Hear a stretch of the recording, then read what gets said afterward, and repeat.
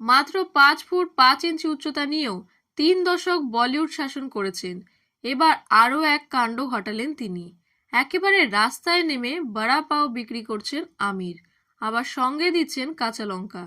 মুম্বাইয়ে দাদার এলাকায় একেবারে ঠেলায় সবুজ চাটনি, আলুর পকোড়া দিয়ে বড়া পাও বিক্রি করছেন অভিনেতা।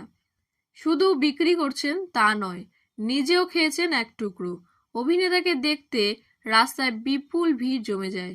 সকলেই নিজেদের ফোনের ক্যামেরায় বন্দি করেন অভিনেতাকে। তারকাকে এমন মাটির কাছাকাছি পেয়ে যাবেন সেটা ভাবতে পারেননি সেখানকার স্থানীয়রা।